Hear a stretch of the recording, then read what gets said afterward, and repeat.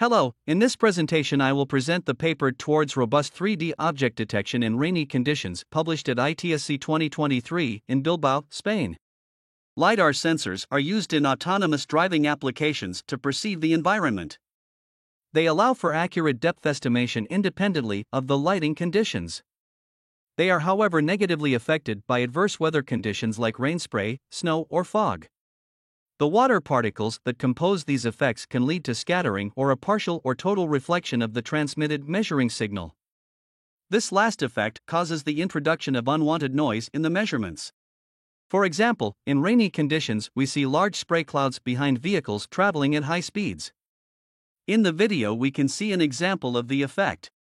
So the question now is, how can we improve the performance of 3D object detectors in these type of conditions? In our approach, we rely on an adverse weather filtering network to pre-process the point cloud and remove all of the spray points.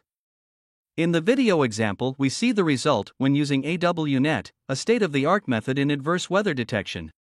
So here is an overview of our method. Given a LiDAR point cloud in rainy conditions, we first filter adverse weather points using an adverse weather filter like we saw before. Then the output is fed to a 3D object detector. Compared to the unfiltered point cloud, there is a substantial reduction of detected ghost objects in the scene. Since autonomous vehicles are usually equipped with both LiDAR and radar sensors, we also explore the use of radar targets to further filter ghost objects. To do this, we simply check if a 3D object detection also contains in its proximity a radar target.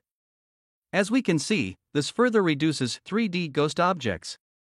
To evaluate our method, we use the Semantic Spray dataset, which contains semantically labeled scenes in highway-like scenarios in rainy conditions.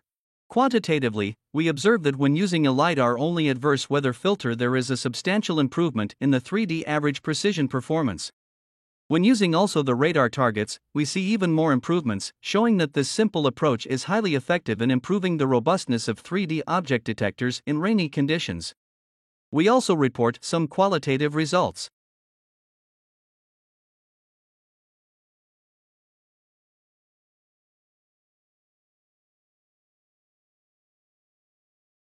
In conclusion, we presented a simple yet effective framework for improving the performance of 3D object detectors without the need for retraining and see large improvements in performance among different detectors. Our approach can be used both in a single sensor or in a multi-sensor setup with LiDAR and radar. Thanks for the attention.